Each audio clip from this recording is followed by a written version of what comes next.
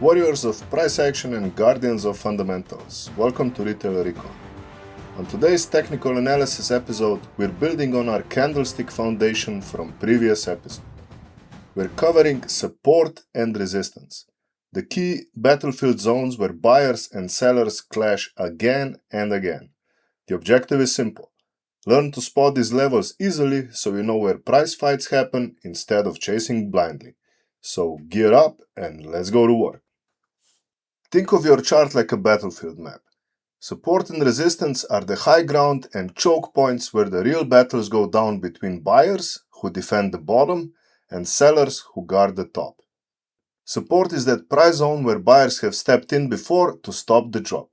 Price hits it and it bounces back up. Resistance is the flip side. Price climbs to it, sellers pile in, and it rejects back down like hitting a ceiling. These aren't perfect lines or fortune-telling tools. They're just proven spots where supply met demand in the past. They hold strong until a big shift breaks them, and that's your signal that something's changing. How to identify support and resistance? Start simple. Look for swings high and low. A swing high is a clear peak price couldn't top right away. That's resistance. A swing low is a bottom it couldn't break lower. That's support. Next, spot congestion zones. Areas price tested multiple times without busting through. The more touches, 2, 3 or higher, the stronger the level. It is like reinforcing a wall with extra bricks. When drawing, I like to focus on candle bodies, not just wicks for the lines. They show real agreement on price via opens and closes. Wicks are noisy tests, perfect for stop placement since they reveal spike potential. Try to pick the line with the most touches. That's your winner. You've got two types of levels. Static, horizontal levels are fixed lines at past swing high and low.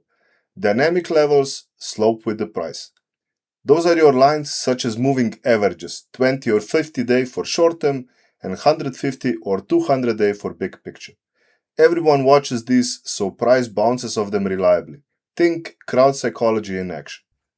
Now, you will often hear a term role reversal. This is a term describing broken levels, and they can potentially be a tactical goldmine. Broken support can flip to resistance on retest, that is when buyers turn into sellers and vice versa. Broken resistance can become support. Why? Pure human nature, as market participants switch sides. Imagine sellers turning into buyers when they realize they lost the battle. Watch this everywhere on charts. It hands you high probability setups. Buy pullbacks to new support and sell rallies into fresh resistance.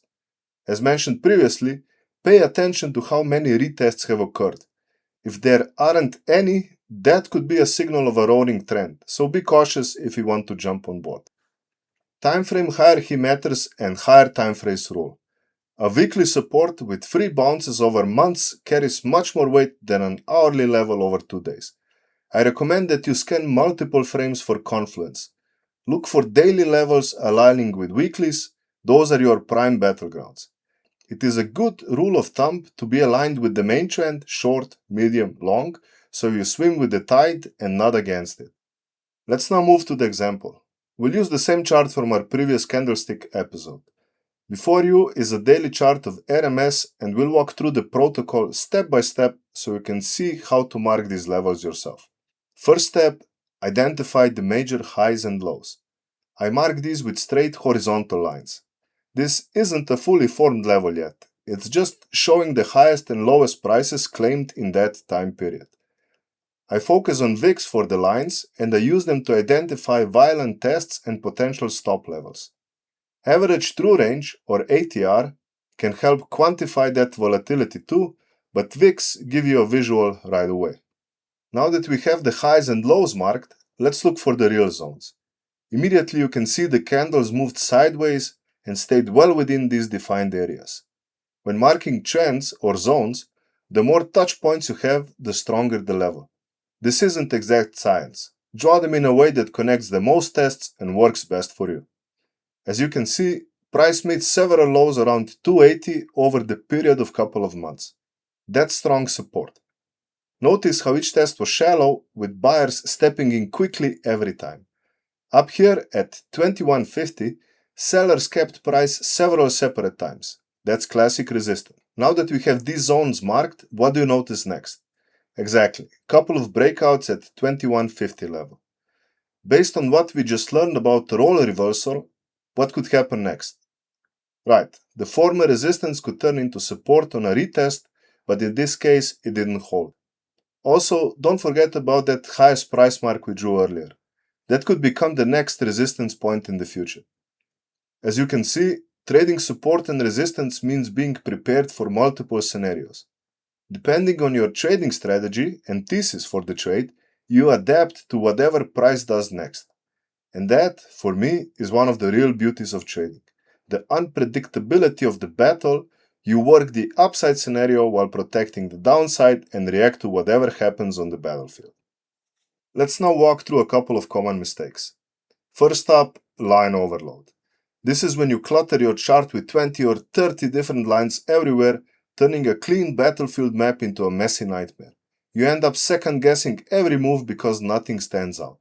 Focus on just 2 or 3 strongest levels with multiple tests. Everything else is just noise. Second, treating these levels like lines instead of zones. Price doesn't halt at a perfect penny. It reacts in an area around the level because of spreads, emotions, and order flow.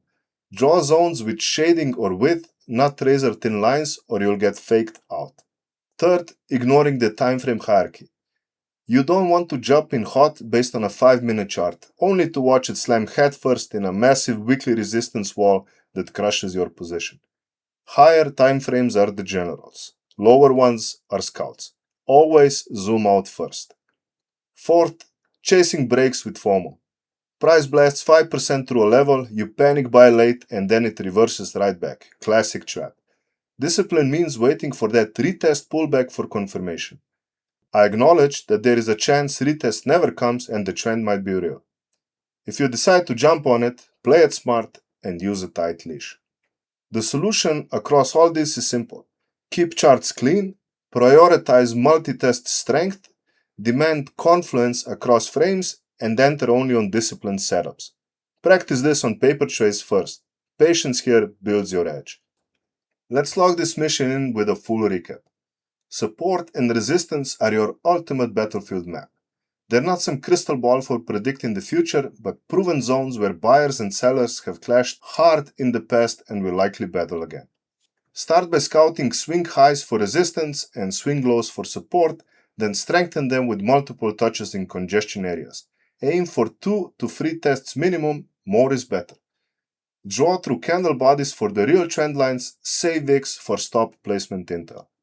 Mix in static horizontals and dynamic movers like the 50 or 200-day averages for crowd-driven bounces. Watch for all reversals and never forget timeframe hierarchy. Weekly fortresses trump hourly intel, so hunt confluences across boards and ride with the dominant trend. If you found value in this mission, lock in your support by liking, subscribing, and following our movement. On our next episode, we are continuing the option series, and after covered calls, we're debriefing short puts step by step. Thanks for standing watch with me today, and until next time, trade smart, risk sharp, and stay on target.